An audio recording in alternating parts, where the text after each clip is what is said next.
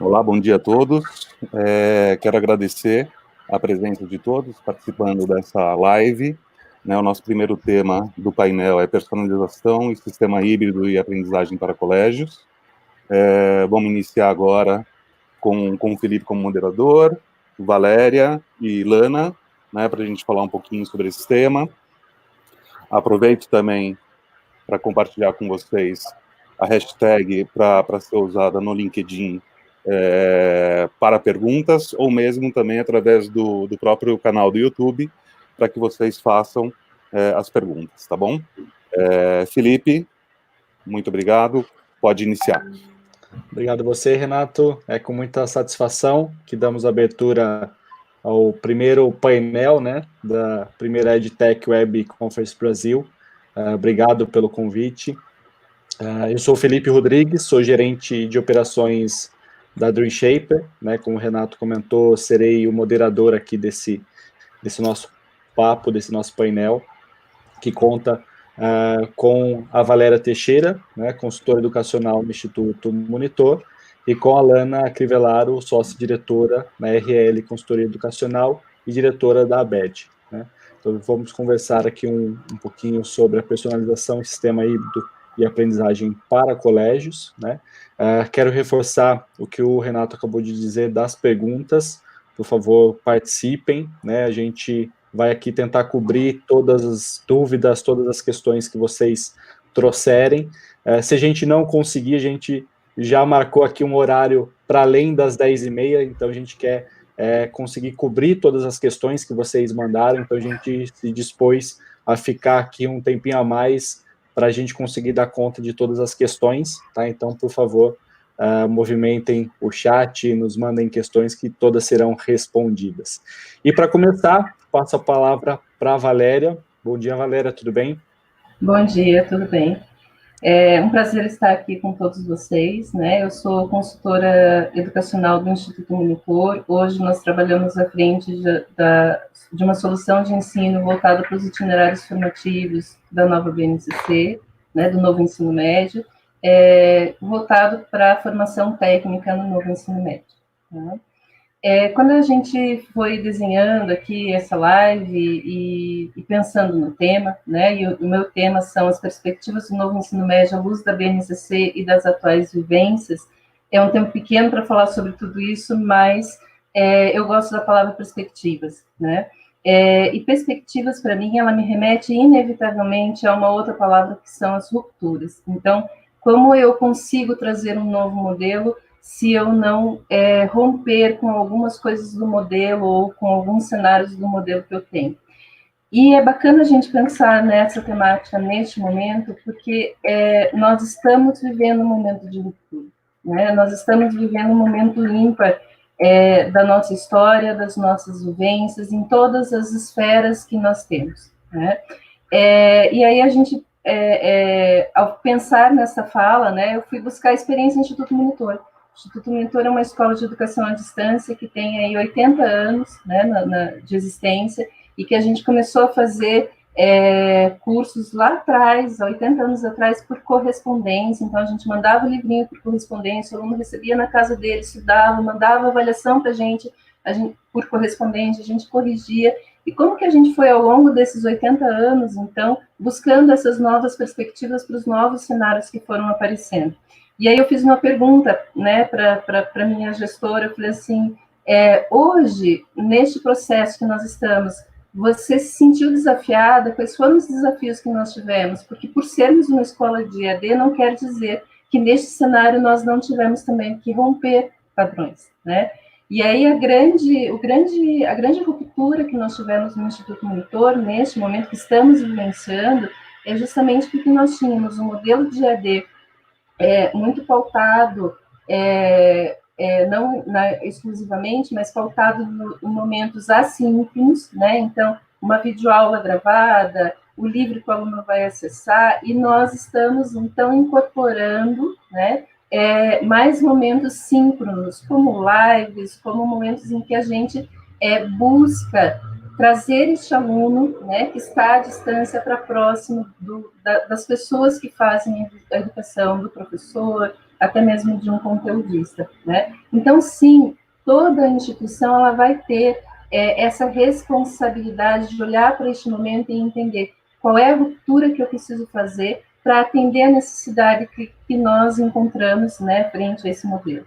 E aí eu vou trazer rapidamente aqui uma ilustração, né, acho que há uns 6 anos atrás eu participei de um congresso da ABED, e uma das palestras foi com uma representante de ensino do Japão, e ela foi falar sobre EAD no Japão. E, assim, a minha expectativa em ouvir sobre EAD no Japão, entre outras, era, poxa, é um país que tem a tecnologia nas mãos, né? Ele deve estar super avançado em relação ao uso dessas tecnologias. E aí ela nos fala, durante a palestra, que a ferramenta que eles mais usavam para fazer EAD era o rádio, né? Por que o rádio? Porque o rádio era o que chegava para todo mundo, né?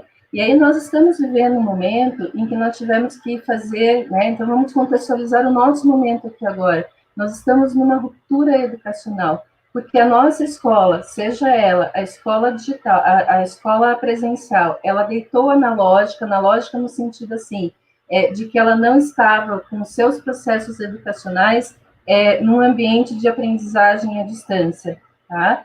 Ela deitou analógica e ela acordou digital. A escola de educação à distância, ela deitou digital e ela acordou mais digital ainda, né? E aí, neste contexto, nós temos rupturas em vários setores, em vários ambientes, tá?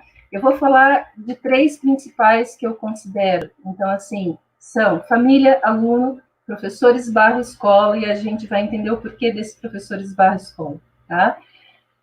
O ambiente casa está vivendo um momento que nós não podemos desconsiderar, ligado a essas questões, né? Que é, por exemplo, eu ter que compartilhar, tá, as aulas ao vivo com o home office dos pais, certo? E muitas vezes, e aí eu estou falando de um cenário, o melhor cenário possível, tá? Eu tenho um computador dentro de casa para que todo mundo faça este acesso, né? Isso não pode ser desconsiderado. Vou falar um pouquinho daqueles ambientes que nem o computador tem, né? As famílias, a outra ruptura que a família está vivendo é a seguinte, o maior envolvimento com a aprendizagem dos seus filhos, né? E quando eu digo um maior envolvimento, é assim, quando eu tenho que acompanhar uma aula online, eu tenho que me envolver, porque às vezes se eu estou falando de uma criança pequena, eu tenho que ligar o computador para ela, eu tenho que acompanhar, enfim.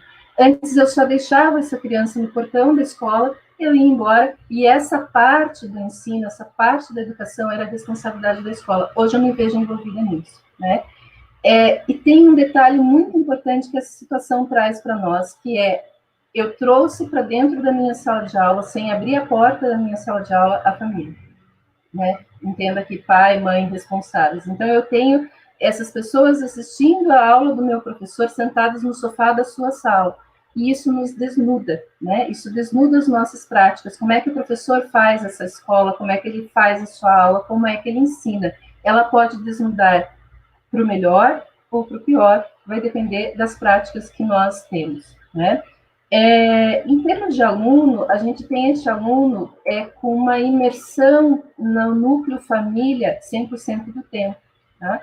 Se eu penso nas vivências que nós tínhamos antes da pandemia, né, eu tinha ali alunos que participavam da escola, muitas vezes 60% do seu tempo diário, aquele aluno de educação integral que chegava às 7 horas da manhã e saía às 7 horas da noite, né? E hoje ele está inserido num núcleo família 100% do seu tempo, tá? E ao estar incluído neste núcleo 100% do tempo, ele está vivenciando as relações que nós temos ali, para positivo ou para negativo, para mais ou para menos, né? Este aluno volta para as nossas escolas e a gente tem que estar atento quando nós pudermos voltar a essas situações que ele está vivenciando, tá? Eu tenho um aluno também que ele está usando a tecnologia para fins educacionais. Poxa, Valéria, mas os alunos, eles são tecnológicos, eles são os nativos digitais, não para fins educacionais, né? Eles estão também aprendendo a usar as ferramentas para essa finalidade. E aí, nesse contexto, a gente não pode pensar exclusivamente, né? Não sei quem é que está aqui do outro lado nos ouvindo, mas a gente não pode pensar exclusivamente na situação de que todo mundo vai ter a tecnologia a seu dispor, tá? Então, a escola, ela está tendo que se reinventar usando as ferramentas que ela tem. E aí, essa semana eu li uma reportagem de uma professora na Bahia, que trabalha com crianças de educação, ensino fundamental, né, de 6 a 10 anos, que ela não tem impressora em casa. Então, por exemplo, teve uma professora que pendurou lá na grade da casa sacolinhas onde ela pôs atividades impressas e os pais passam ali para pegar as atividades. E é assim que ela está conseguindo fazer, né, manter o ensino para os alunos, tá? Essa professora, ela faz o quê? Ela passa a atividade num caderno, ela fotografa e ela manda por WhatsApp para que os pais, então, façam isso em casa, o aluno faça a lição e responda, né? Então, vejo que nós temos, nesse momento, as mais diferentes experiências em relação ao uso da tecnologia, tá? E aí nós temos, então, o terceiro elemento, que é o professor, né? Que nessa virada de chave, ele não teve tempo de se apropriar de um processo, significativamente de um processo à distância. E quando eu digo um processo à distância, quando eu penso uma escola à distância, né, como é que é uma estrutura para eu desenvolver um curso à distância? Eu tenho dentro da minha estrutura o professor conteudista, eu tenho alguém que vai fazer a gravação de um vídeo, eu tenho alguém que vai editorar um vídeo, né, que vai colocar isso dentro de uma plataforma, e aí nós colocamos um professor que vem de um modelo analógico para um modelo digital que tem que fazer tudo isso, né, que se vê à frente de todo esse processo sem muitas vezes ter tido essa formação, tá? Na minha experiência, eu tive 9 anos, contato com mais de 300 escolas de norte a sul do país, né, quando eu trabalhava para um sistema de ensino, tá? E tinha a oportunidade de ouvir essas escolas. E algumas queixas das escolas, elas eram muito comuns. Então, assim, eu não consigo fazer a mudança porque o meu professor é resistente a ela. Eu não consigo fazer a mudança porque os pais não deixam que eu faça essa mudança. Por exemplo, na alfabetização. O pai exige que eu tenha que alfabetizar a criança ainda na educação infantil, e aí eu cedo a isso, né? E aí, pensando nesses discursos que eu ouvia, eu trago para a gente uma reflexão. Eu acho que a escola, ela está vivendo um momento de empoderamento, né?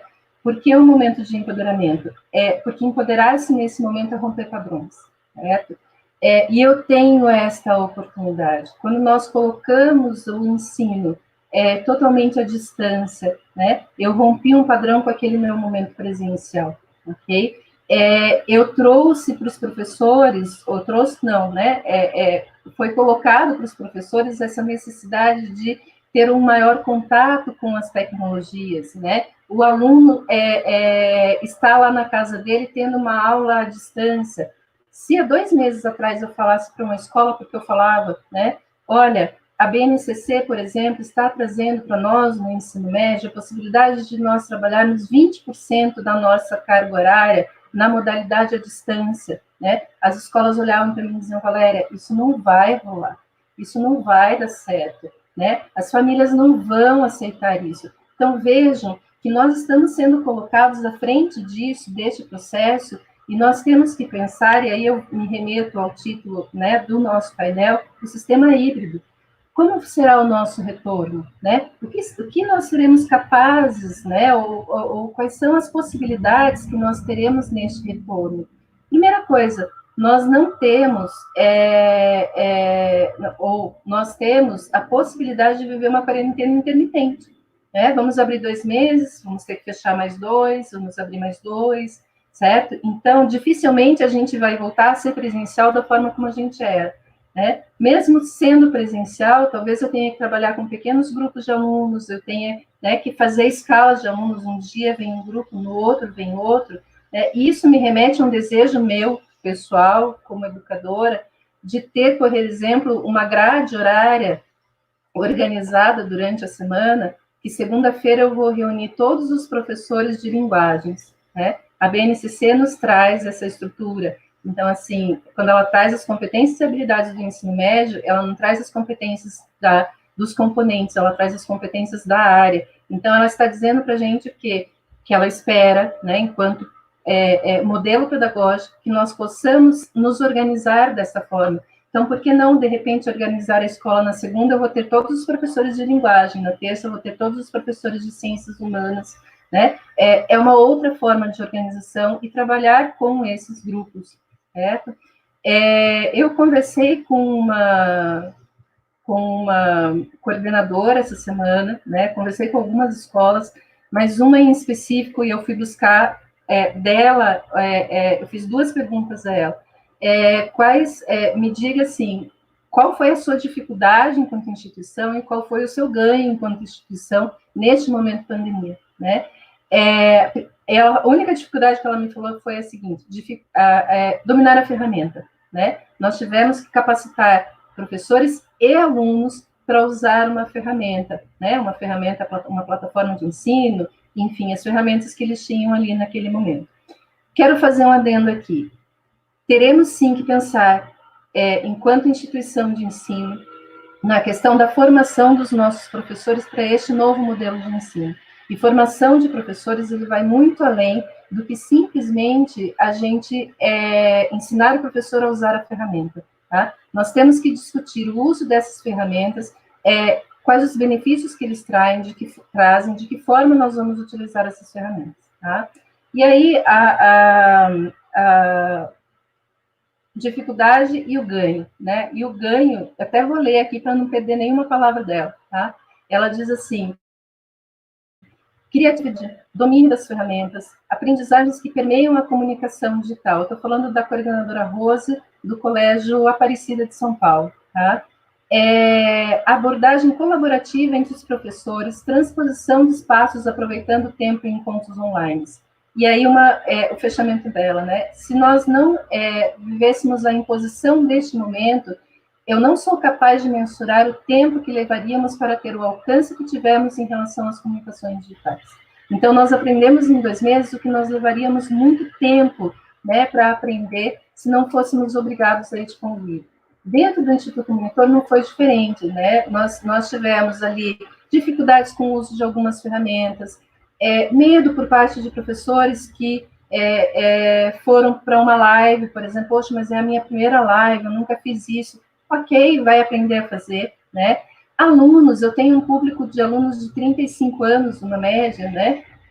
Que também tiveram dificuldades com a ferramenta, e ele é um aluno de educação à distância. Então, o que eu vou dizer de um aluno presencial, né? Mas tivemos, enquanto equipe interna, um crescimento da equipe, né? Uma chuva de criatividade, não, vamos fazer assim, vamos fazer assim. Então, veja, né? Este momento, ele foi um momento importante, e quando eu digo que ele nos empodera, é porque, assim, eu vou ter a oportunidade de dizer isso deu certo, isso não deu, e trazer este modelo, o que deu certo para um modelo híbrido, tá? Sem a cobrança, embora a gente esteja tendo pais que estão dizendo assim, pelo amor de Deus, eu não quero mais aula online, o que é isso, o que estão fazendo com meu filho, né? Mas sem a cobrança de que vai dar certo ou não vai dar certo, porque nós somos obrigados a isso. Então, nós precisamos pensar neste retorno das escolas, né? Ele não será simples. A gente vai ter que atender a protocolos de saúde, por exemplo, né? Eu não posso voltar achando que eu vou voltar do mesmo jeito que eu era antes, porque não vou. Eu tenho que pensar em aspectos socioemocionais, certo? Eu vou ter alunos que vão estar vivendo o luto da Covid nas suas famílias. Eu terei alunos que vão estar vivendo desemprego nas suas famílias, né? O fim de relacionamento, gente, que tem de gente descasando, né? Neste momento de pandemia, já tem estatística em relação a isso. Este aluno vai voltar para a nossa sala de aula, tá? Mas eu quero falar aqui do empoderamento, a gente falou da família, a gente falou do aluno, a gente falou do professor, eu quero falar do empoderamento da escola, tá? Cabe à escola empoderar-se nesse momento.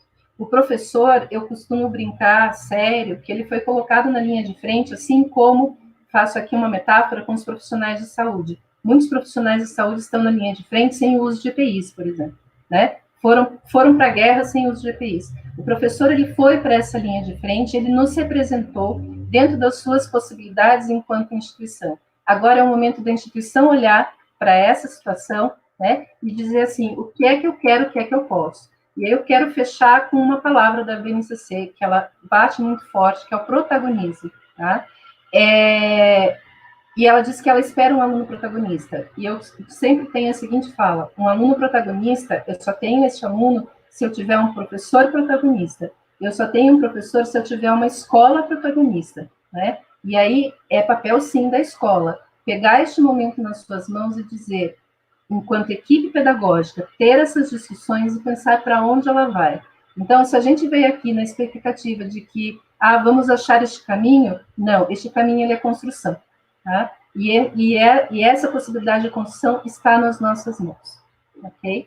Deu os meus 20 minutos, né? Eu poderia falar muito mais, mas é essa a mensagem que eu gostaria de fazer, né? Sejamos protagonistas deste processo de ensino, seja ele o que a gente tiver em mãos e da forma que a gente conseguir fazer, tá bom? Obrigada.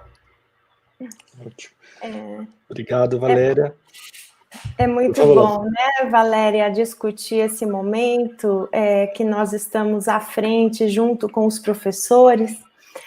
Primeiramente, eu quero agradecer a Dreamtip e a Blox pelo convite, pela confiança no debate desse tema. Realmente é um momento bastante importante que nós já temos experiências, vivências para apresentar, né? Como muitas delas a Valéria já nos coloca. E eu reforço que, em primeiro lugar, é inegável o mérito que nós temos que dar aos professores que entraram nessa linha de frente sem uma capacitação, né? Eu acho que, na verdade, quando tudo parou, a escola tentou continuar. E quem foi à guerra foram os professores, porque nem a escola sabia bem o que tinha que ser feito.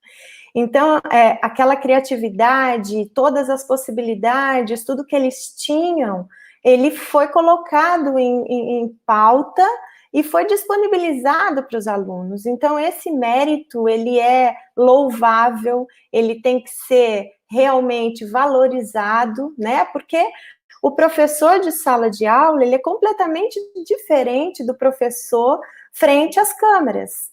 E algumas crianças, inclusive, em relatos de escola, né, é engraçado que eles dizem assim, nossa, essa não é minha professora, e se esconde atrás do sofá, estou falando das crianças menores, justamente porque na frente às câmeras, a professora, ela tem uma formalidade, porque existe toda uma responsabilidade, primeiro de sair da sua zona de conforto, por não estar no seu ambiente presencial junto às crianças. Então, ela tem que ter uma formalidade, até porque sabe que a casa está assistindo, né? A família, agora a escola foi para dentro das casas. O grande equívoco que eu vejo em tudo isso, e nada tem a ver com qualquer ação que os professores tenham feito hoje, porque ele não teve essa formação para o momento atual, é somente o modelo EAD que foi apresentado, porque é muito triste quando nós acompanhamos algumas reportagens dizendo que o modelo EAD não deu certo. Na verdade, não existiu um modelo EAD, existiu o que nós chamamos de atividade remota emergencial. E o modelo EAD, ele data da década de 20, ele tem uma outra estrutura, uma outra conotação bastante cuidadosa de planejamento, é um processo construído, ele tem um processo de avaliação, prazos de entrega, acompanhamento do desenvolvimento do aluno.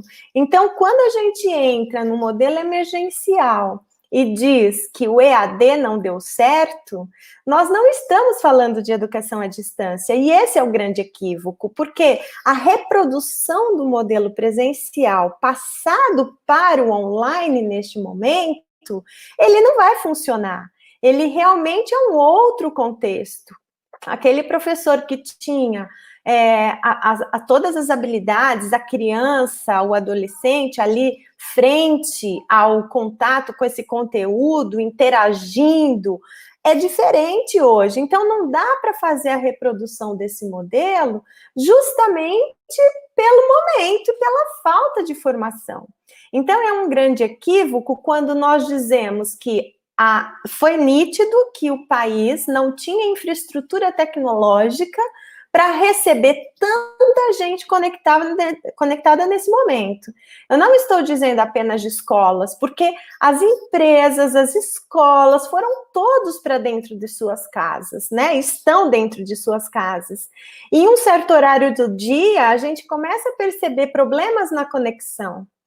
Em muitos casos, como a Valéria bem citou, né, principalmente das escolas públicas, existe uma falta tremenda de equipamentos eletrônicos para a criança conseguir, ou para o adolescente, ou até mesmo para o ensino médio, que vai ter que fazer o Enem, a princípio, né, essa loucura toda.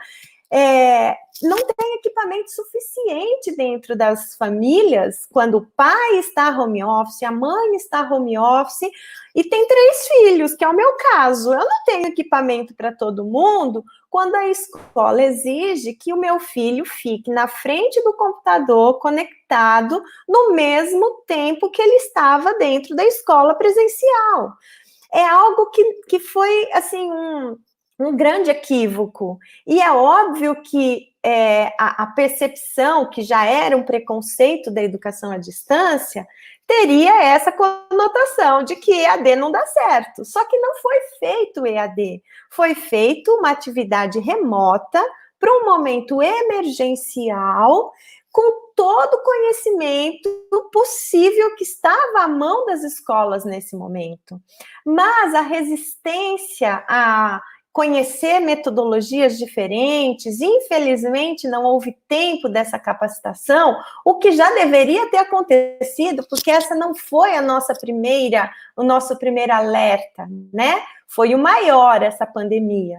Mas nós já tivemos, há 10 anos atrás, o H1N1, que também afastou alunos das escolas. Quem se lembra dessa época, sabe que nós tivemos uma epidemia, que as aulas não começaram no tempo normal, em agosto. Elas se estenderam, elas tiveram um grande atraso, e já era hora de ter colocado em prática as questões tecnológicas, ou pelo menos a vivência tecnológica.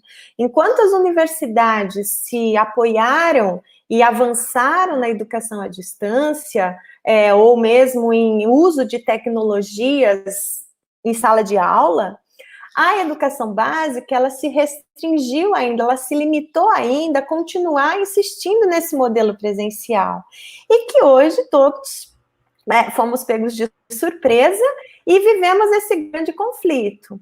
Então, é um erro achar que educação à distância, ou modelo remoto, ou atividade remota, ou o que estivermos chamando nesse momento, ela é simplesmente aula gravada ou aula ao vivo transmitida pelo computador.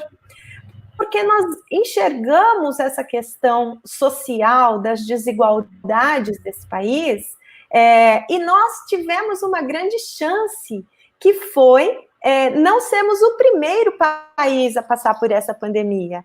Então, nós tivemos e temos a chance de acompanhar o que está acontecendo lá fora, o que está acontecendo nos países que estão há alguns meses à nossa frente desse modelo, e aí tira proveito disso, adaptando a nossa realidade.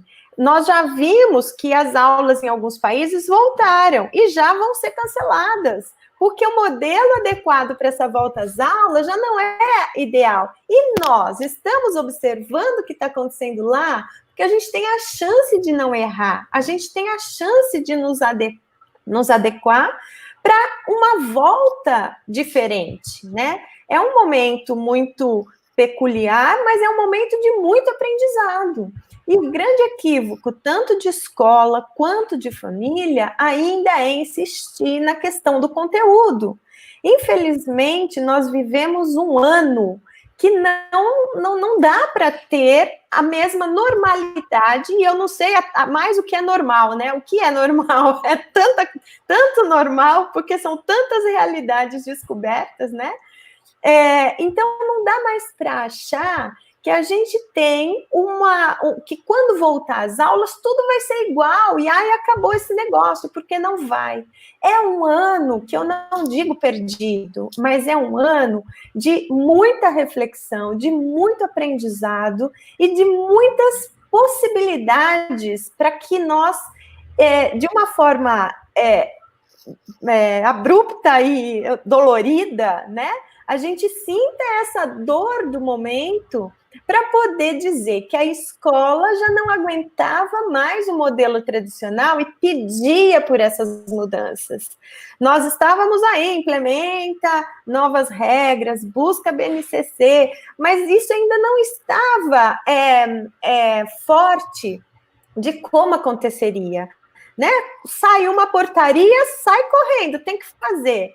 Infelizmente, a gente não tem essa maturação, esse cuidado, esse processo no nosso país, nas questões educacionais, que elas vão sendo implementadas, porque depende de uma série de fatores. Depende, em primeiro lugar, das escolas, dos professores, dos educadores saírem da zona de conforto. Por que eu vou mexer em time que está dando certo? Porque tem que mexer. Os jogadores vão envelhecendo. Os novos jogadores que vão chegando têm outro tipo de energia, têm outro tipo de ações e de vivências que são diferentes daquelas que nós trazemos de décadas educacionais que já não funciona mais. Nós já estávamos entendendo que a escola tem um déficit enorme no seu modelo metodológico. E, no entanto, o que se fez? Reprodução do modelo presencial para este modelo emergencial. Eu ainda sinto resistências, Valéria, não sei você, nas consultorias, em relação a isso. Quando nós...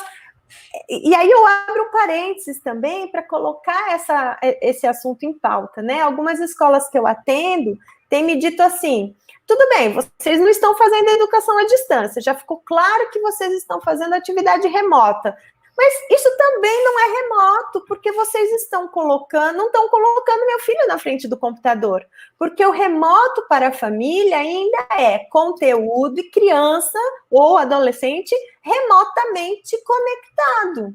E quando a gente fala atividade remota, é porque o meio tecnológico é o que vai fazer com que aquela proposta da escola chegue às famílias. E não necessariamente precisa ser conteúdo, porque o ambiente da casa é um ambiente riquíssimo de aprendizagem. Infelizmente, ela não é explorada na escola e não estava sendo explorado nas famílias que saíam pela manhã, filhos com babá, filhos na escola o dia todo, em período integral, e não tinham a oportunidade de aprender a arrumar uma cama, de organizar os brinquedos, de organizar os sapatos, né? Então, muitas vezes a criança passava mais tempo dentro da escola do que dentro da casa, em contato com essa família, não tinha essa relação familiar. E é uma grande oportunidade de aprendizagem. O conteúdo está intrínseco nesse espaço onde nós estamos vivendo há meses em confinamento, em isolamento social. E por que não aproveitar? Eu não preciso colocar a criança na frente de um computador com toda a questão de segurança de internet, né? Ou pedir o professor grava um vídeo, tira uma foto, grava um vídeo, me manda o que você está fazendo. Mas e esses cuidados todos com a questão de segurança, com as vestimentas, com as roupas, com quem passa no fundo da casa? É uma exposição muito perigosa quando não há conhecimento. Então, a gente não precisa só achar que esse momento ele precisa ser explorado frente ao computador. Tem escola pedindo para que as crianças coloquem uniforme para se concentrar melhor e liguem as câmeras para ter certeza que não estão deitados nas suas camas assistindo a aula do professor.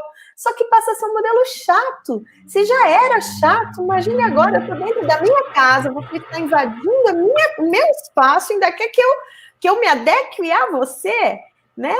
E assim, é toda uma situação que é preciso bom senso. Eu acho que a melhor palavra nesse momento é o bom senso das escolas em tirar de dentro de si as criatividades que estão ali guardadas e não estão sendo exploradas.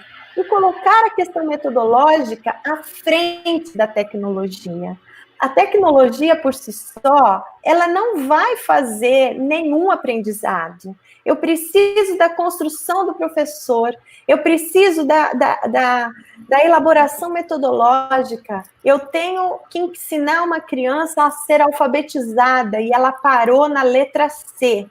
Por que eu não posso pedir que ela explore, ao invés de ficar na apostila ou assistindo a professora na letra C, que ela busque dentro do ambiente da sua casa quais são os objetos que começam com a letra C e faça uma lista. Tem a cama, tem a colher, tem o copo, tem muitas outras possibilidades que talvez ela não tenha parado para pensar.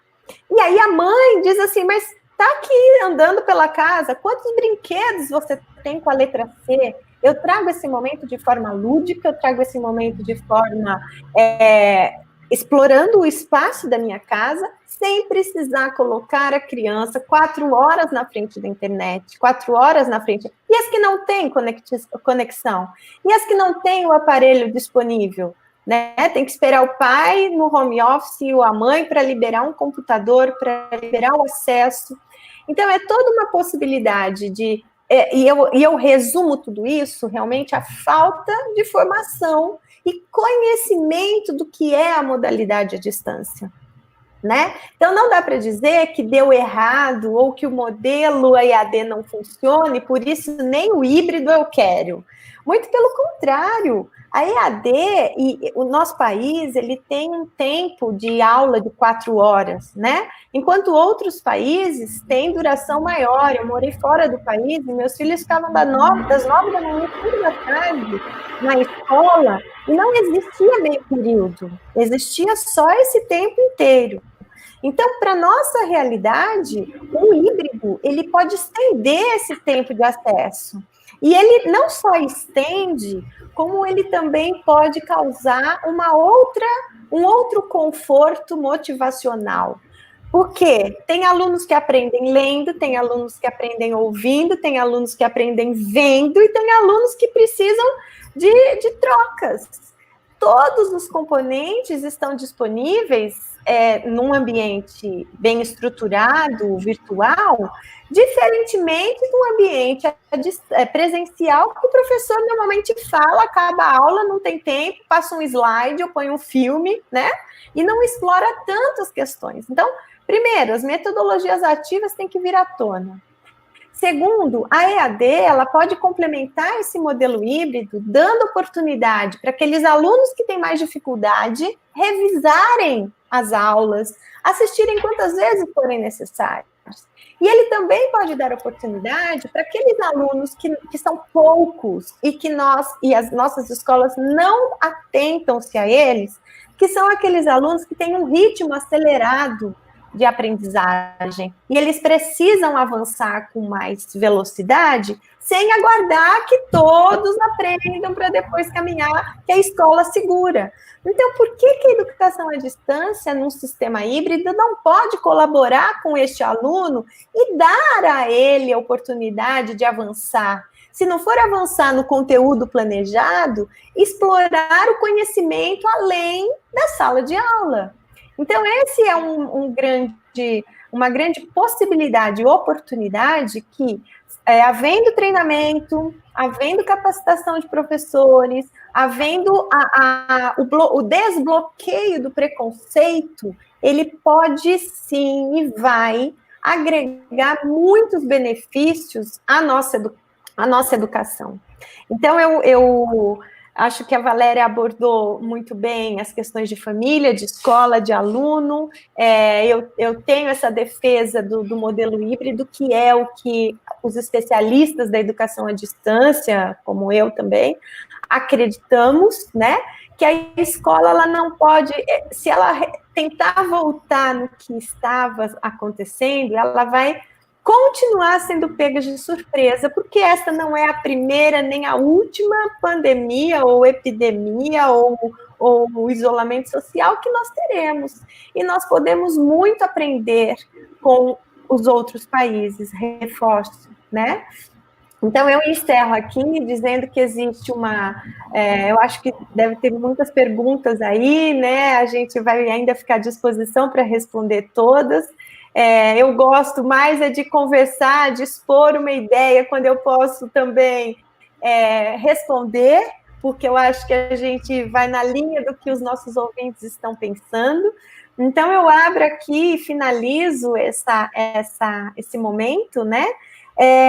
Dizendo que é hora de repensar, é hora de romper preconceitos, e é hora de, pelo menos, buscar, não criticar, mas entender onde está o erro. O erro está na falta de tecnologia, o erro está na falta de formação de professores, o erro está... Porque criticar que a AD não funciona é fácil, mas a tecnologia e a educação à distância não depende apenas de tecnologia. Ela tem muitas outras formas de ser explorada, né? Sim. Tanto é que nós não começamos com tecnologia.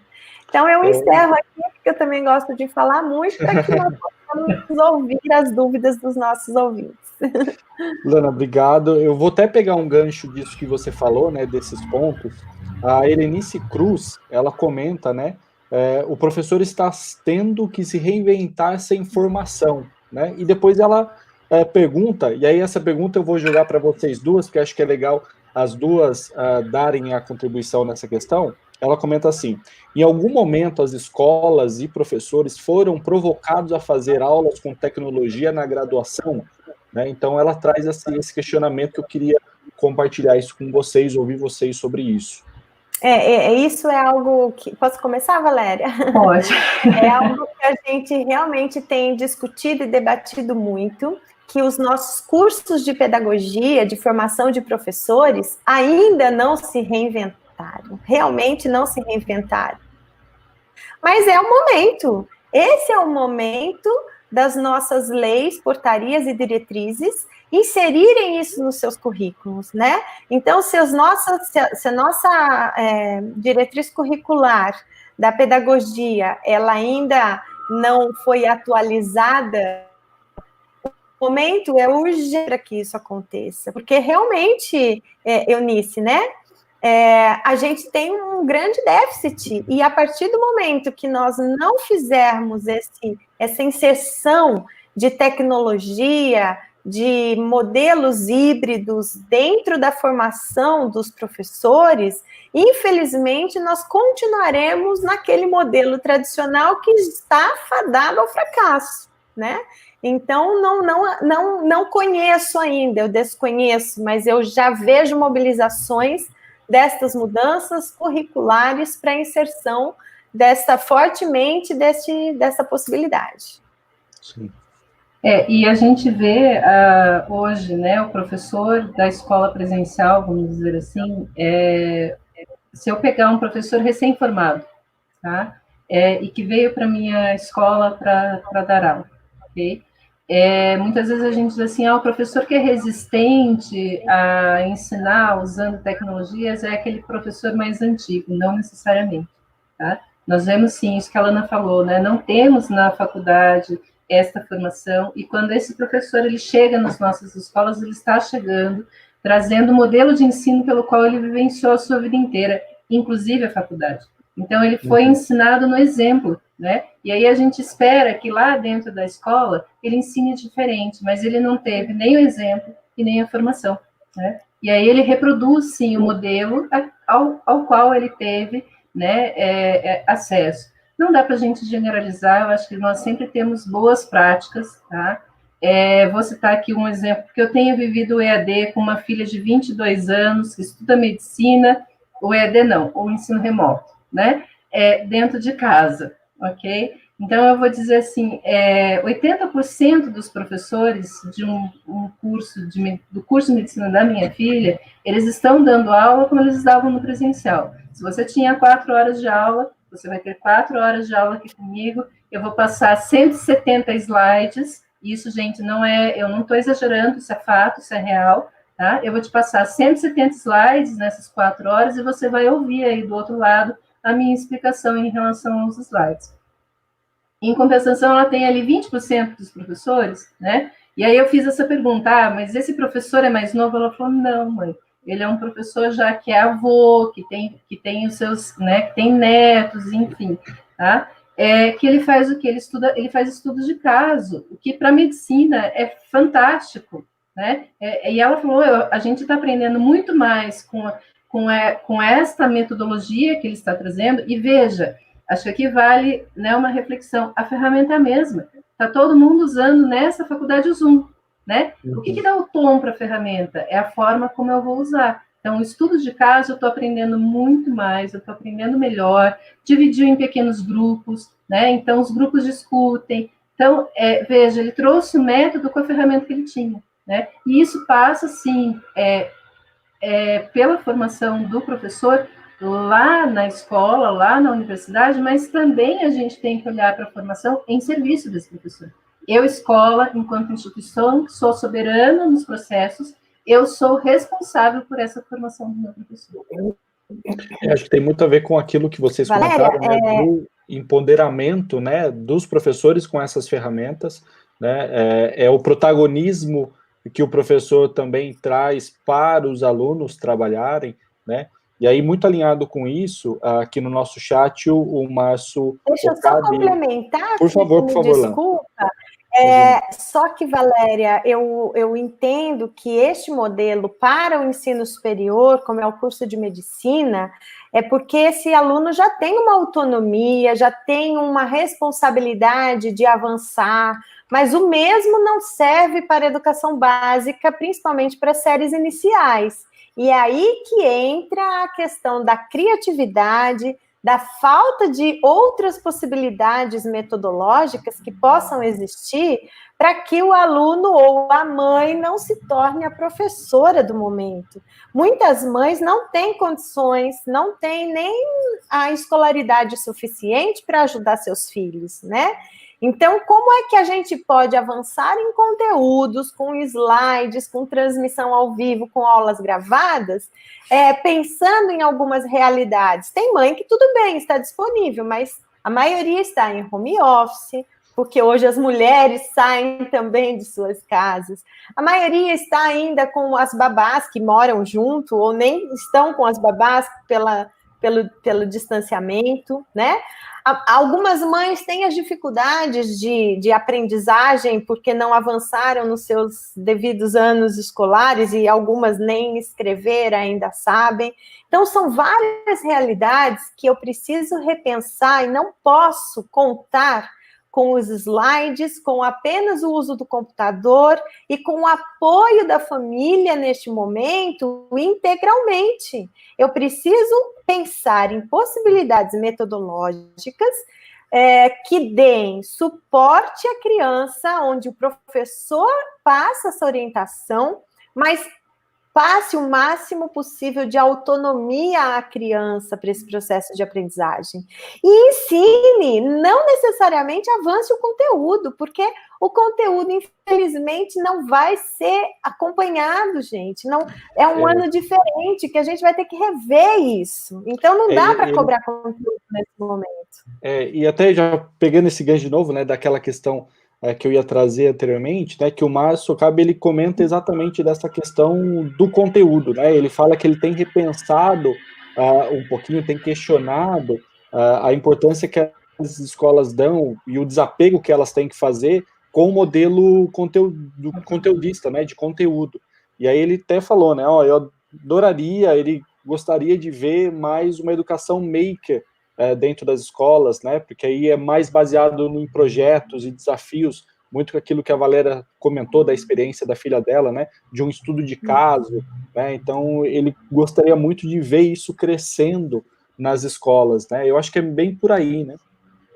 Exatamente, eu entendo que a metodologia por projetos é o momento de ser explorada, e ela precisa, mas não é uma metodologia por projetos que se baseie no livro, porque a escola conteudista tenta fazer a metodologia de projetos e indica, responda a página X, Y, Z. Não é assim, é uma mudança mesmo, é uma mudança de paradigmas, é uma ruptura, como a Valéria bem colocou, é uma mudança de conhecimentos, de possibilidades inúmeras metodológicas que existem para o presencial e para uma adequação ao modelo online. Uhum. Sim. Só pegando um gancho, né, na fala anterior da Lana, né, de que a gente tem que pensar no cenário, no ambiente casa, né, como é que esse ambiente está recebendo esse ensino remoto que nós estamos fazendo, né, e aí eu trago sempre um exemplo que a gente discutia na escola, quando eu trabalhei em escola de educação básica, é assim, a lição de casa, né, a lição de casa a gente sempre tinha que pensar assim, qual é a lição que é possível de ser mandada para casa, pensando nas diferentes estruturas que eu tenho, né, de família, enfim, e que o aluno vai fazer essa lição de casa com autonomia, né, isso que a Lana falou. Então, eu preciso pensar, assim, nesse método, e é muito parecido com este pensamento que a gente tinha em relação à lição de casa, porque aquela lição de casa, e aí eu sempre questionei muito a questão de, vamos mandar trabalho, tá?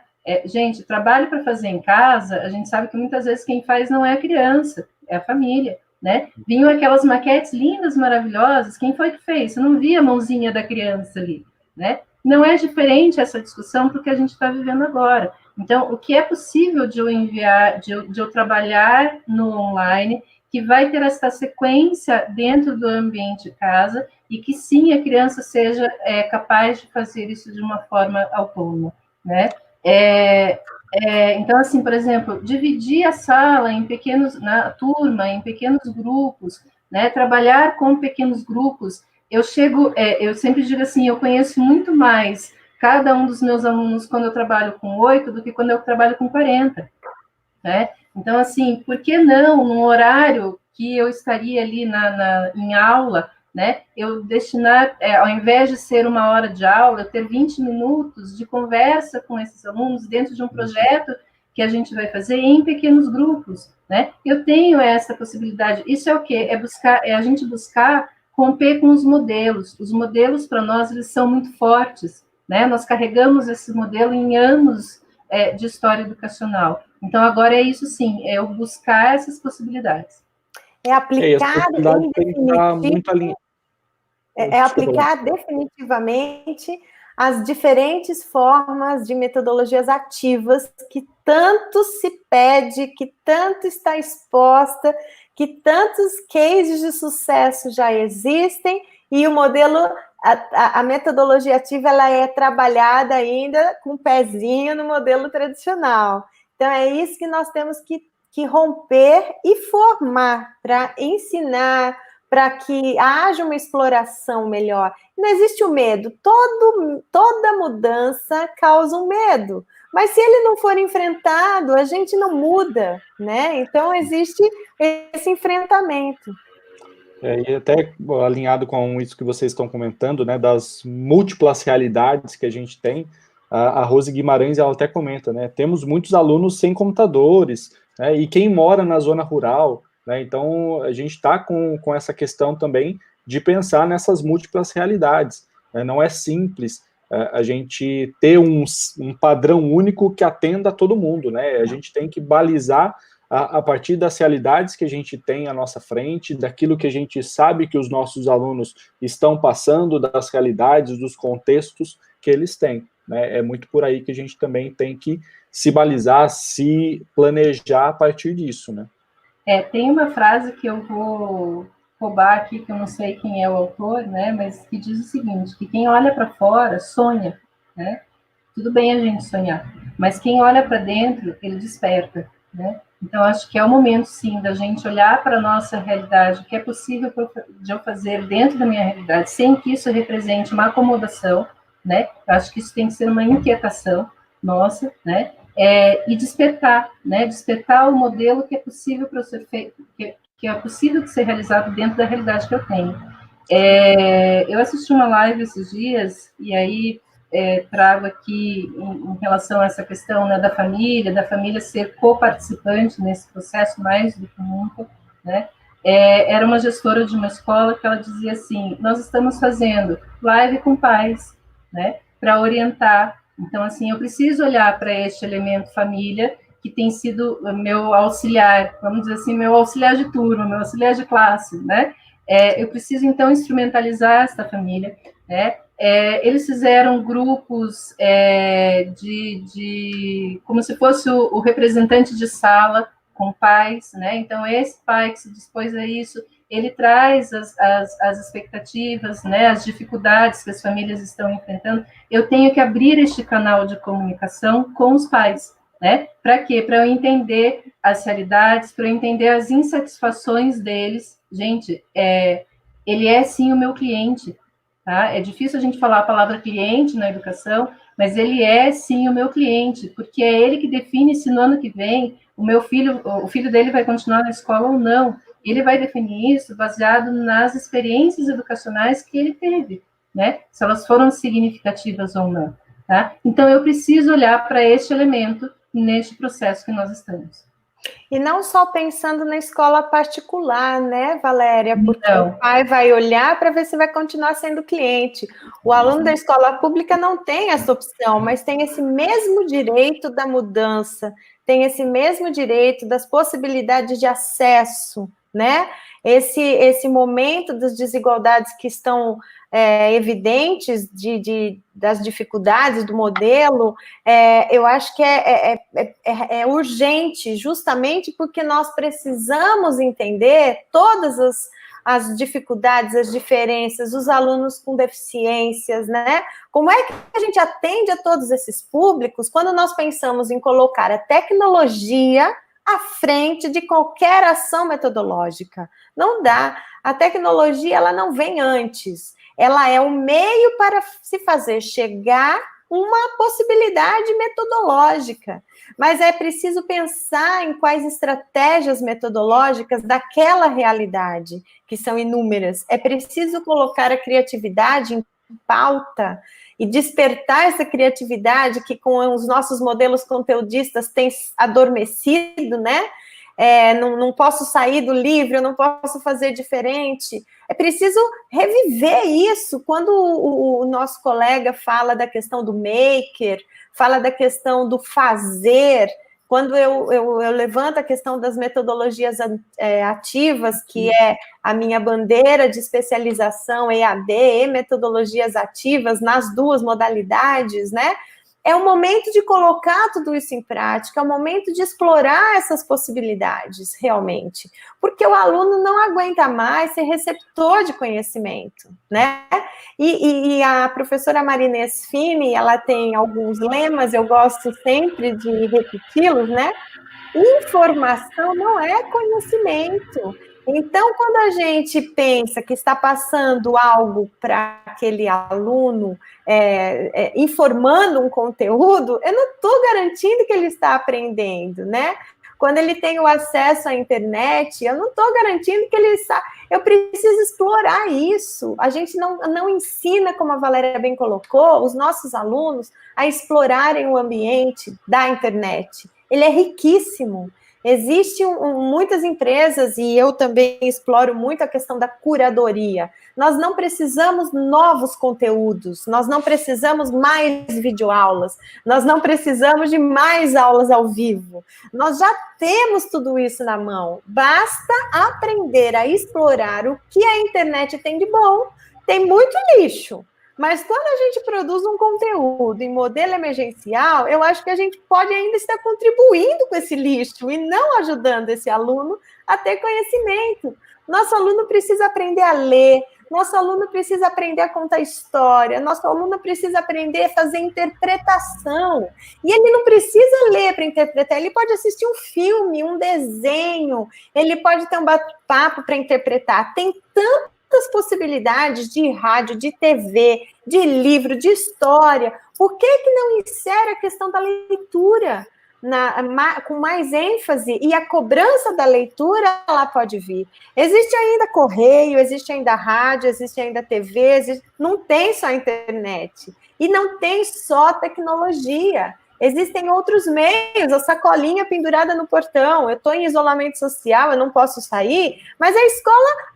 A gente sai, o brasileiro não está aguentando ficar em casa, um pouquinho sai, coloca máscara, se protege, vai buscar na escola quem não tem acesso. Então, é preciso pensar em todas essas possibilidades e não achar que a tecnologia é a solução dos problemas à distância, porque ela não é, ela é Muito pelo contrário, ela é o que tem feito a diferença da desigualdade, porque muitos não têm acesso, muitos estão em zona rural, muitos não têm equipamento em casa, muitos não têm conexão, muitos não têm o aparelho, quanto mais a internet, né? O aparelho do pai não é de Wi-Fi, enfim. E não tem, ele pode até ter, mas não tem o 4G, porque não tem o crédito para colocar. Então, assim, eu não posso pensar só neste momento remoto ou EAD usando tecnologia. E essa é uma grande discussão. Sim. Esse é o grande desafio, né? Sim. Aqui a gente até já, né, finalizamos o nosso tempo, já entramos ali nos créditos para dar conta de todas as questões. A gente teve vários comentários. O pessoal foi interagindo, teve uma troca muito grande nos próprios comentários da nossa live, foi muito rico esse processo. E aí eu queria trazer uma última questão para a gente debater aqui, que acho que ela é uma boa para a gente fazer esse fechamento de tudo isso que a gente está conversando, que a gente disse aqui nessa live, que a Viviane Montevaro, ela pergunta: o ensino médio já estava passando por uma adequação para a implementação da BNCC. Qual a opinião de vocês sobre o impacto da pandemia nesse processo? Bom, eu acho que ele é um impacto positivo, né? Positivo no sentido, assim, da gente olhar para as possibilidades do que nós estamos vivenciando neste momento, né? E da abertura que ela nos traz para fazer as mudanças. Então, assim, a BNCC, ela coloca para o ensino médio uma série de questões que ela rompe, ela faz a ruptura com o modelo que nós tínhamos até então, né? Então, a ruptura primeira, eu tenho competências e habilidades desenhadas por áreas de conhecimento, ok?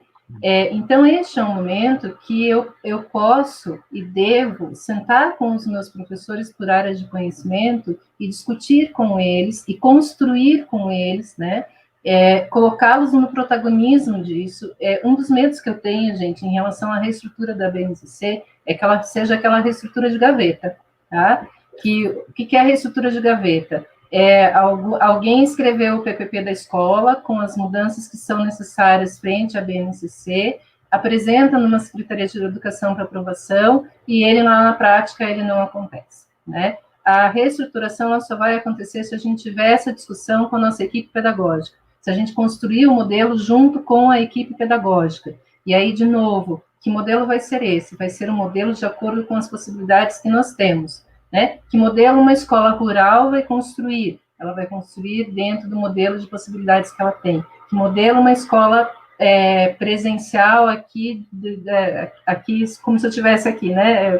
São Paulo, eu estou em Curitiba, né? Vai ter, enfim, o modelo é o que a gente vai construir de acordo com as nossas possibilidades. Mas ela traz, sim, a questão de nós trabalharmos por áreas de conhecimento. Eu acho que eu não vejo essa discussão nas escolas com as quais eu converso, que eu atendo, eu não vejo essa discussão, né? A gente continua pensando a estrutura da escola com X horas de tempo, né? De segunda a sexta-feira, o professor de língua portuguesa vem num dia, de artes vem no outro. Como é que eu vou unir por área se cada professor está num dia diferente? Né? Se esses professores não se encontram, se eu não tenho o momento da troca, da construção coletiva, dificilmente eu vou tirar esse modelo e vou construir um modelo novo, tá? Ela fala em 20% do ensino à distância, certo? E aí isso, ele pode atender a questão dos itinerários formativos. Então, assim, como é que lá na escola, vamos pensar uma escola que ela tem 30 alunos, ela tem uma turma de primeiro ano de ensino médio, uma de segundo e uma de terceiro. Ela tem 30 alunos em cada turma. Como é que eu vou ofertar itinerário formativo, 5 itinerários formativos, correndo risco de, num itinerário, eu ter 4, 5 alunos? Essa é uma mudança estrutural. Então, eu tenho que, de repente, pensar o itinerário formativo de uma forma que não seja por turma e que seja pelo interesse do aluno. E aí eu vou ter, naquele horário do itinerário formativo XYZ, eu vou ter alunos que seriam do primeiro ano, do segundo, do terceiro ano. Eu tenho que desconstruir o modelo que eu tenho em mãos hoje, porque este modelo não vai dar conta de implantar a BNCC com todas aquelas questões que ela está trazendo, né? Então, sim, quando eu digo assim, estamos num momento propício a isso, porque a gente pode utilizar essa situação neste momento para tentar buscar práticas e metodologias que sejam diferentes das que nós usamos até então, para construir esse novo modelo de BNCC. E aí a Lana traz, né, as metodologias ativas. Então, quando a gente fala de uma sala de aula invertida, né, como uma das metodologias, o que isso representa, de que forma isso pode nos ajudar na construção deste modelo.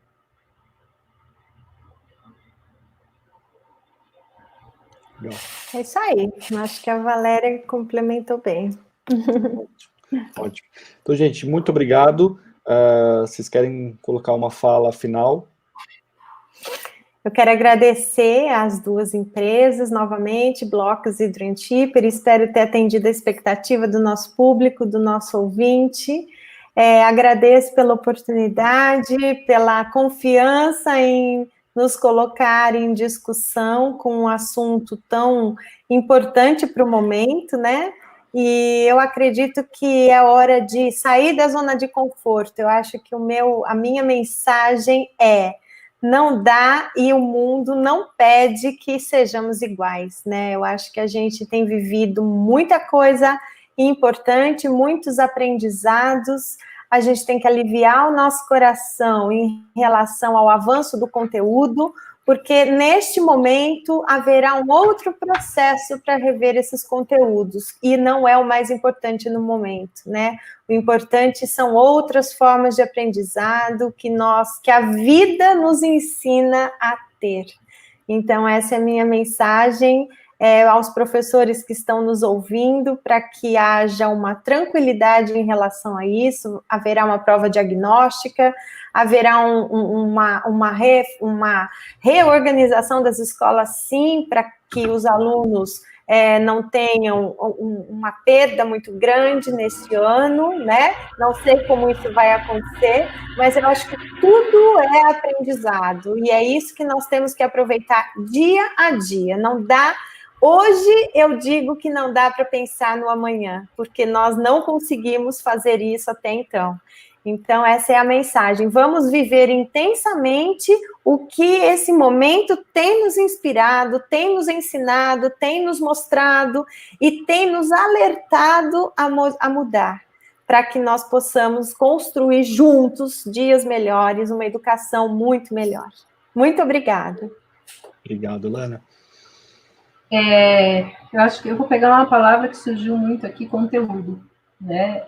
E ela surge porque ela é a realidade, ela era a realidade até então das nossas vivências e experiências educacionais, né? E eu digo assim, se a gente está tendo a impressão, talvez falsa ou não, de que nós estamos perdendo em conteúdo, eu diria que nós estamos ganhando em vivências, né? E são para essas vivências que nós temos que olhar e aproveitar esse momento para estabelecer algo que às vezes eu sentia muita falta dentro das instituições de ensino, que é o diálogo. Acho que é o momento de nós dialogarmos. É no diálogo que a gente constrói o nosso futuro, né? E aí, como é que a gente constrói futuro? Eu tenho que olhar para o futuro, mas eu tenho que olhar para o presente. Eu tenho que olhar, eu tenho que juntar as duas pontas, né? O que eu tenho hoje e o que eu espero ser daqui a um tempo, e é um tempo que é muito breve, né? Não adianta a gente falar em futuro para o ano que vem, não, é o futuro para amanhã, para depois de amanhã, né? É o futuro que está batendo hoje na porta da gente. Então, vamos dialogar, né? Dialogar com as nossas equipes, dialogar com os nossos professores. E aí, numa conversa que nós tivemos anteriormente a esta live, aqui entre os administradores e os participantes, né, a Lana trouxe a questão da humildade, né? Nós precisamos ter a humildade pedagógica neste momento. A humildade de dizer assim, não somos perfeitos, mas somos capazes, né? E seguir em frente nessa nossa linda profissão, que é educar e que é ensinar. Perfeito. Obrigado, Valéria. Obrigado, Lana. Acho que fechamos muito bem. Acho que, além dessa questão toda da humildade, a gente pode trazer também a questão da empatia, né? Nesse momento, a gente precisa muito, principalmente quando a gente fala desse contexto de sala de aula, professor-aluno, escola-aluno, escola-pai, dessas questões todas que a gente disse. Acho que foi um debate aqui muito interessante, muito gostoso de participar. Agradeço vocês por isso. Queria agradecer também todo mundo que nos acompanhou até agora, as pessoas que passaram. Queria já deixar que, na continuação aqui do nosso evento, às 11 horas, a gente vai ter o painel Gestão Educacional e Inovadora, né, moderado pelo Leandro, com a participação do Arapuã Mota Neto, reitor da Unisaum, Carlos Leite Ribeiro, gerente de ensino superior do sistema FIEP. Então vai ser também um debate muito legal. Obrigado para todo mundo, obrigado Valéria, obrigado Lana, um abraço. Obrigada, tchau, tchau. Tchau.